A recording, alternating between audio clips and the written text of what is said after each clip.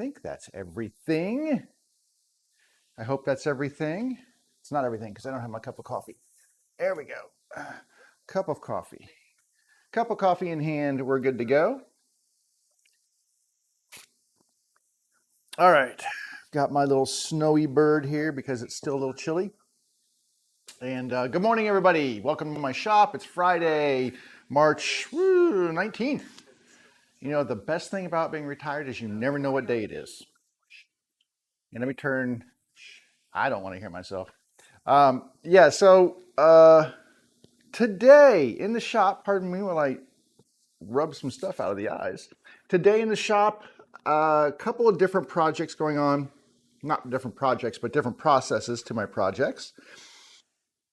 Last Wednesday, I got to get my days right. I kept saying, on Wednesday, I kept saying it was, the previous episode was Wednesday when it was Monday. Like I said, when you're retired, the days just kind of blend together. It's okay. Anyway, I know today is Friday. Speaking of Wednesday, last time we were in the shop live together, I took a bunch of leftover cherry stock from the knockdown table that I'm making and milled that down to the appropriate size for making some bases so that I can maximize my my wood and minimize my waste and make sure that I am getting as much profit as I can out of the wood that I buy. I will tell you that since last year, when COVID shutdown happened, wood prices have gone through the roof. The local place that I buy from, which is called Colonial Hardwoods, I think they're in Alexandria. Anyway, Colonial Hardwoods has just become exorbitant. I can't even. I went there. I'm going to say the last time I went there was in July, maybe August of last year, and their wood prices had already just gone up through the roof. And I've got another guy that I go to down in kind of, it's about an hour southwest of where I am right now. And the price difference is worth the drive because the wood that he carries is great and his prices beat the local place by far. That being said, it doesn't matter because wood prices have gone up, and especially white oak. I have no idea why white oak prices have gone so high, but typically white oak and cherry used to be on the same playing field. Now, to be fair, I don't just buy standard flat sawn white oak. If you were here Wednesday, I kind of did a whole explanation of what flat sawn and quarter sawn was. I typically buy quarter sawn white oak because I like the what happens in the quarter sawn white oak. It does this really cool thing. You get this effect called medullary rays, which only happens in a few species, but white oak, it's very prevalent in white oak. And I don't think I have some quarter sawn red oak. It's not as prevalent in the quarter sawn red oak as it is in the white oak.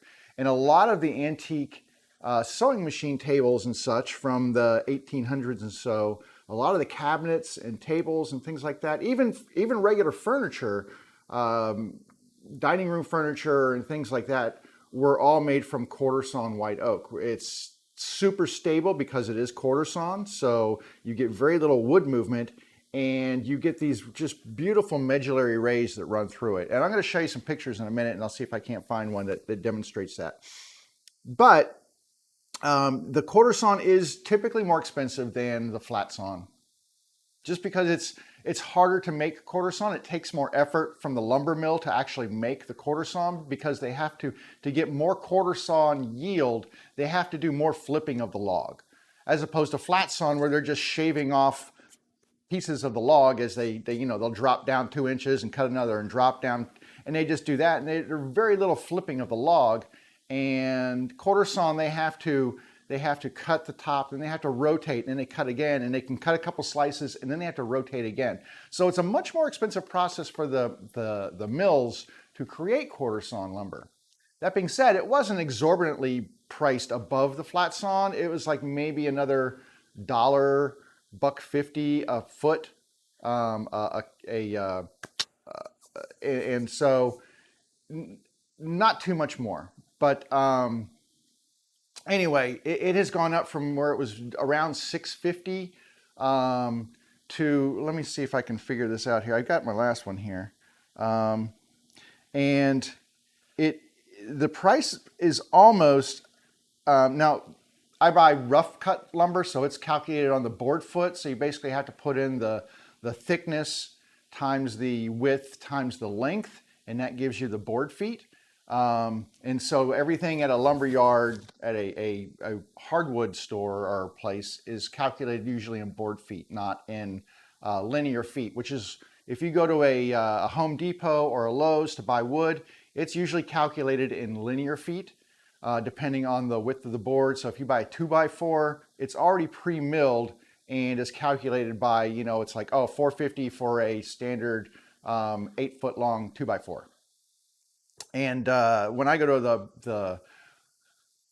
the hardwood place, it's in board feet because it's not milled. It is, if it says 2 inches, it's at least 2 inches thick, usually a little bit more. If you go to the Home Depot to buy a 2x4, you've probably figured out that 2x4 is not 2 inches by 4 inches. It's already been milled, so those sides have already been taken down. So it's like, what is that, 3.5 by 2 3/4 or something like that? I don't know. I can't remember what a 2x4 is.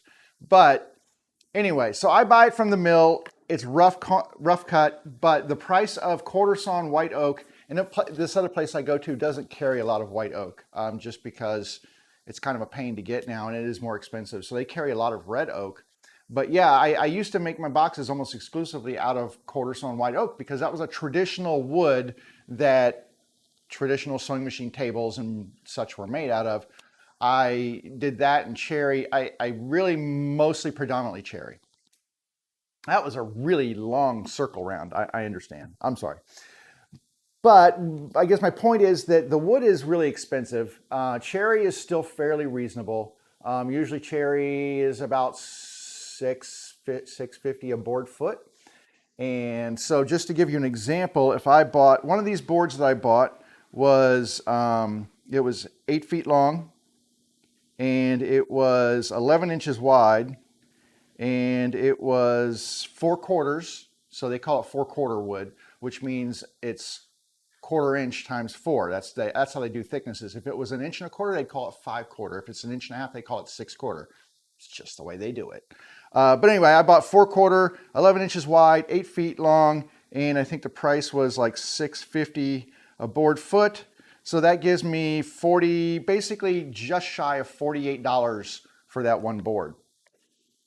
Out of that one board, you know, typically what I will do is figure out, okay, well, how many, like if I'm just making bases, if I'm not making a table, if I'm just making bases, I'll figure out, okay, well, out of that board, if it's 11 inches wide, well, I know that I can get 3, 1, 2, 3, if you can look at here, I get 3 3-inch wide strips of wood out of that.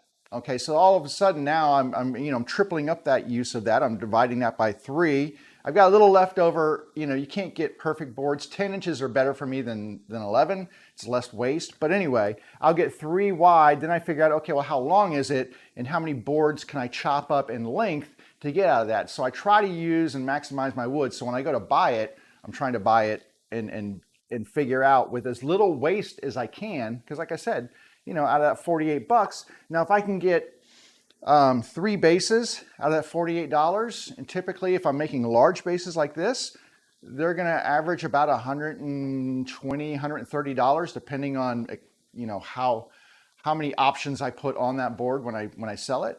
But you know, I calculate, okay, so that's 100, 300, and if I do 3 bases, and that's 300, and we'll just call it $390. Just round it to 390. And then out of that, we take the 45 out. So now we're at $345. And then out of that $345, well, I've got to pay myself. So how long does it take for me to actually make these bases? Because I take my labor costs back out. Anything left over, also, you know, I've got to pay for glue and sandpaper and, you know, blades, and all this stuff costs money. So at the end of the day, how much do I have left over from that? And that's kind of how I do my calculations. It took me a while to figure out what I want to charge for things, because some of it's market driven. Some of it is the fact that I'm in a very niche market. So I can sort of be a little picky and keep my prices where I think they are. I don't have to bargain basement because there's not 1,000 people out there making these things and selling them. And that to me is really fantastic because that means that I've got a pretty decent marketplace in terms of customers. The antique sewing machine market has exploded, especially during the past year because people are home and they're exploring new hobbies and such. But my wife is just, for example, was on she still is, I think, on a Singer sewing machine group in Facebook. And that group, I think when she joined that group years ago, had 10,000. It's now up into the 6 digits for membership. And that kind of shows you the exponential growth for all of these sewing machines, these antique vintage machines, because people have come to appreciate that they actually hold their value and are still usable and are somewhat collectible if you know how to clean them and restore them. And so, yeah, the market for these things has gone way up.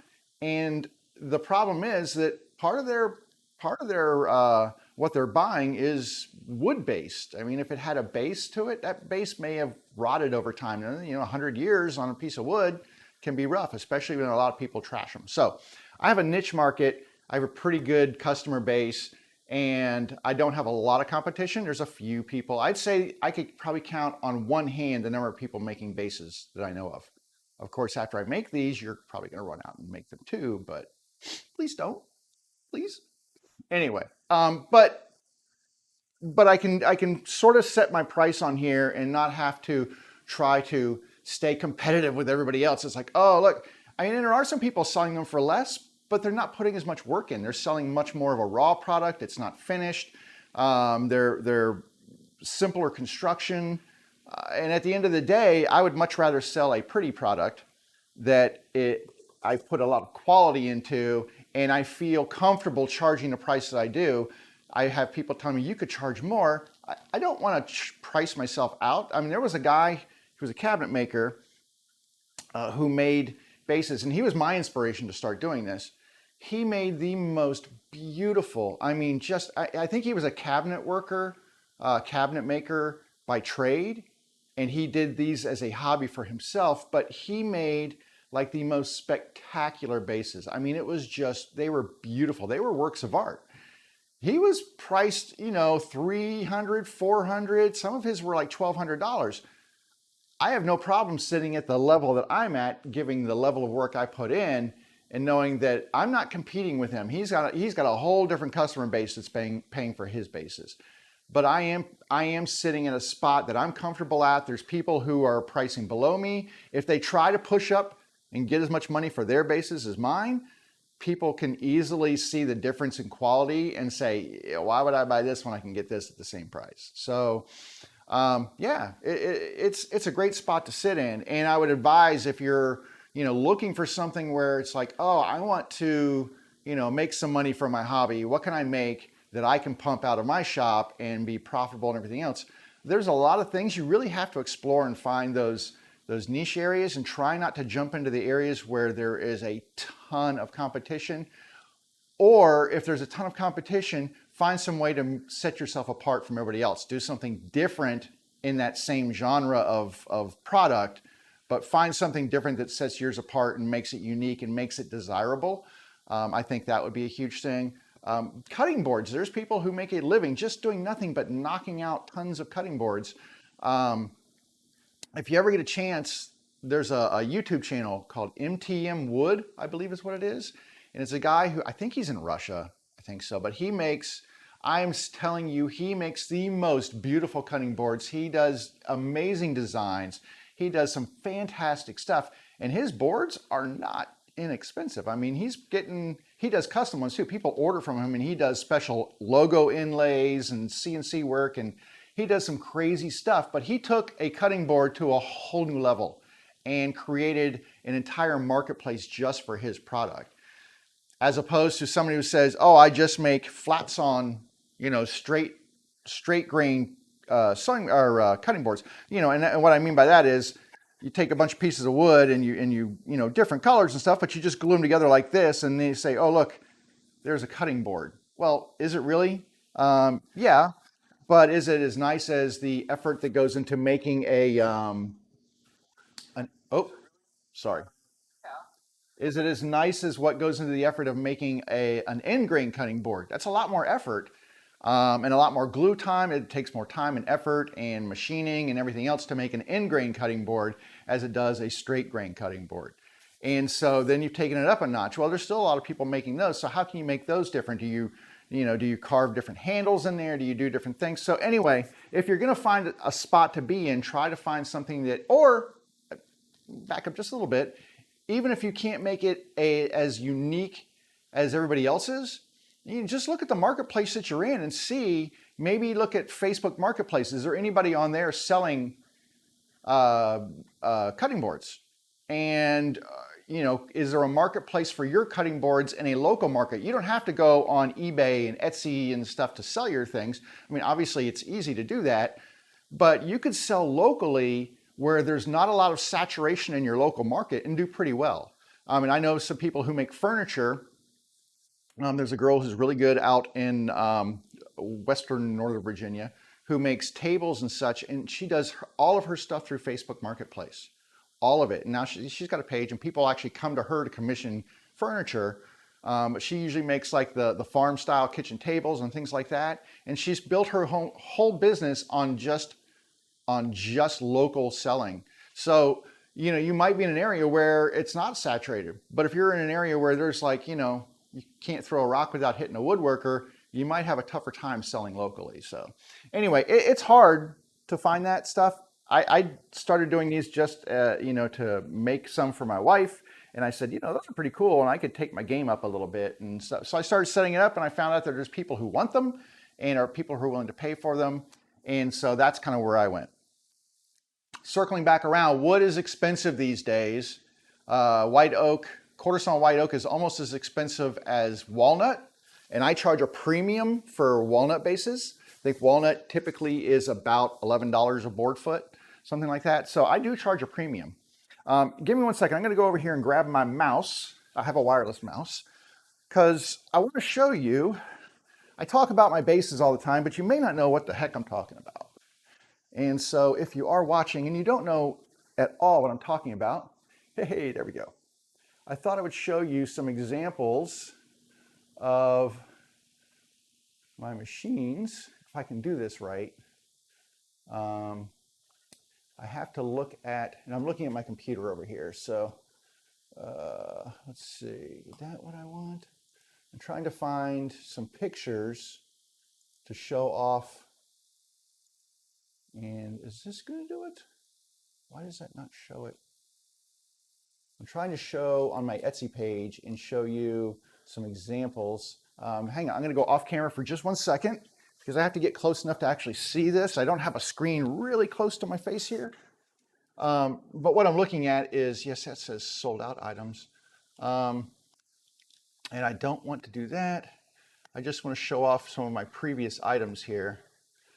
And I was hoping I could just go in and show you. I've got lots of photos of these things. I was hoping it would show you see item details. There we go. There we go. Okay. That works. That's what I wanted to see. I knew there was something in there that would let me show you all the photos and such. Let me see. I set up a transformation. Let me see if I can switch over and see if this is going to work. So I'm changing scenes, and let me make sure that this did actually switch over. It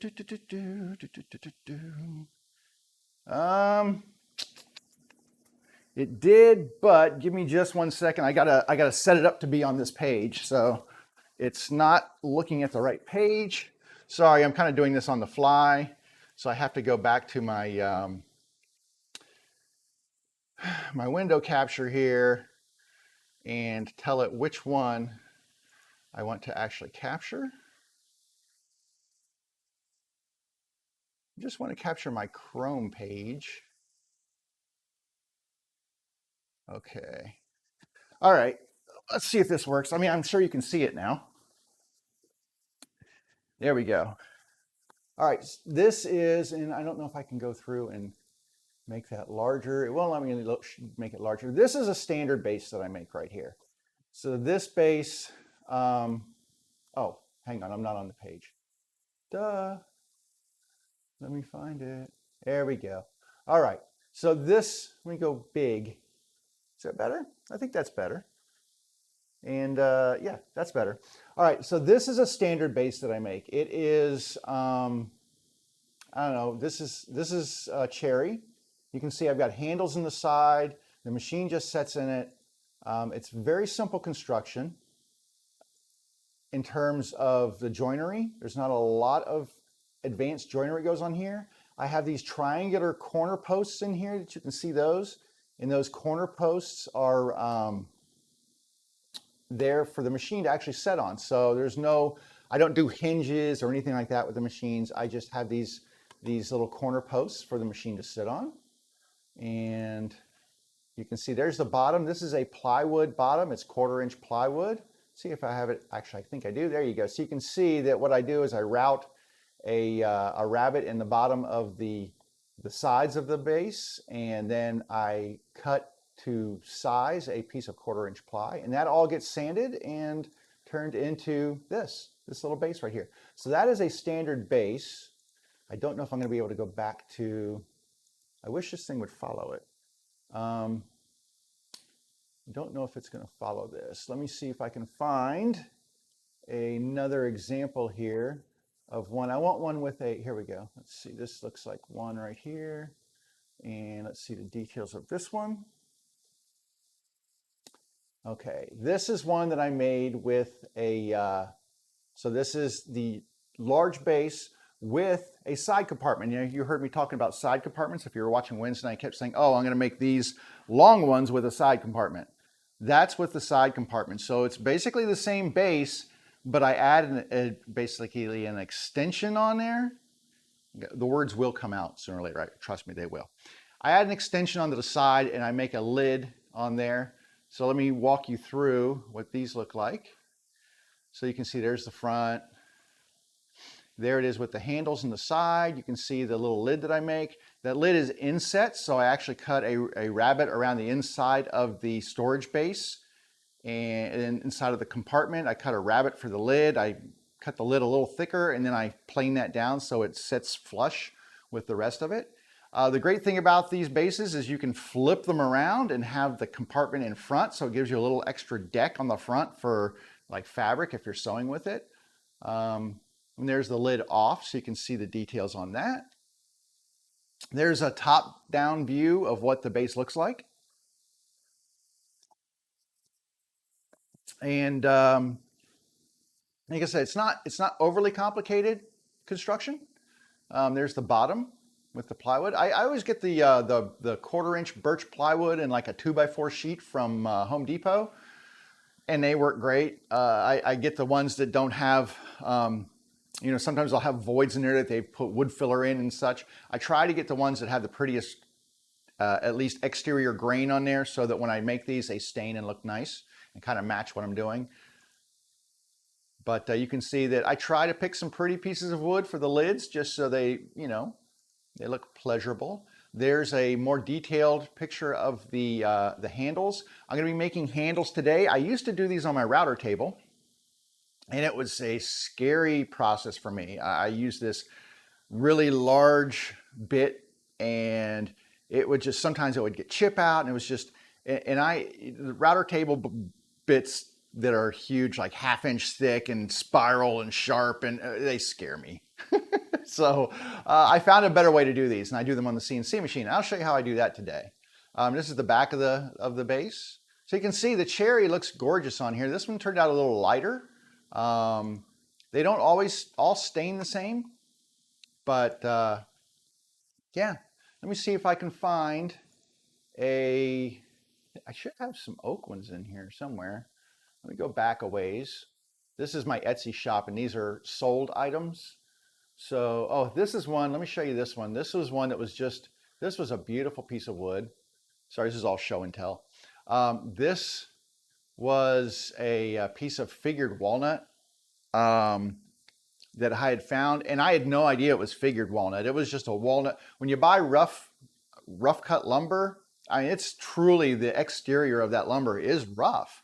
And a lot of times you cannot see that figure that's hiding down until you pass it through the plane. You pass it through your plane for the first time, and you shave that rough layer off, and that's where you really kind of get that reveal of what's underneath that rough saw mark.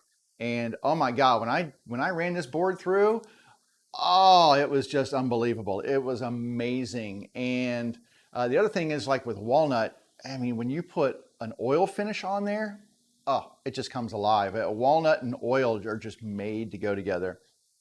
Anyway, this was a gorgeous piece of figured walnut. You can see just amazing. And I just made a standard base out of it. I didn't do anything crazy.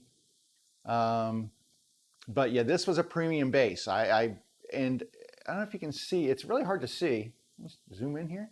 Yeah, so you can see that I actually made a little different construction on this one. I used mitered corners. You can see that. So I've got my little whatchamacallits in there in the sides there. Yeah, so I reinforced those sides. You can see it in there. I just did it with the same material, so it's not as visible, but if you go and look in, you can find it. Yeah, so this was just a gorgeous base.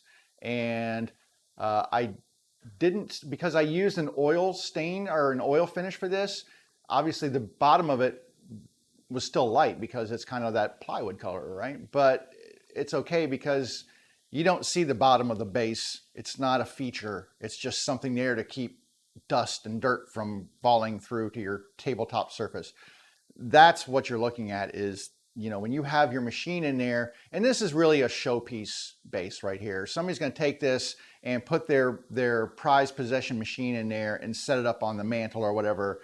And, you know, it's a show pony. And that's what this piece of wood was. This was a show pony for certain.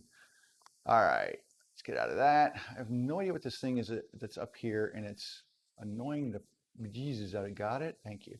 All right, let me go back and see if I can find one more example because I'm looking for I'm looking for some, these are older ones that I've done. I would also do things like, here's a little niche market thing for you, which is sewing machine feet for treadle tables. So you can create these sewing machine tables, the cast iron legs, they usually have little wheels on the bottom or whatever. And if you set them on if you have carpeting, most people didn't have carpeting when these were made. But if you set these on the carpet, they'll actually kind of sink in. They also can interfere with the travel path of the treadle because the treadle wobbles up and down and it could hit the floor, but also keeps your treadle feet from making marks in your carpet. So I make these little risers.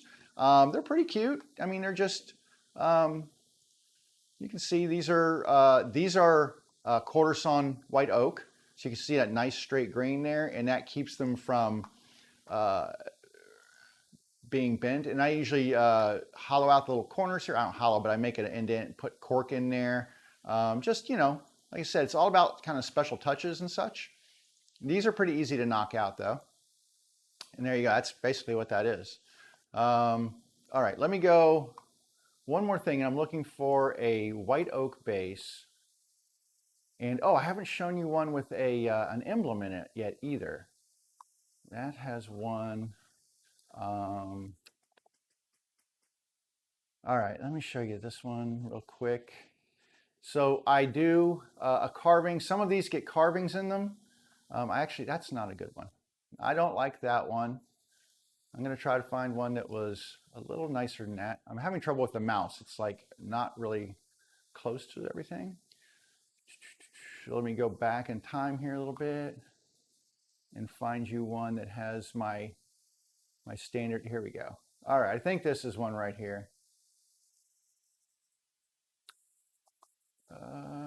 Let's see the details.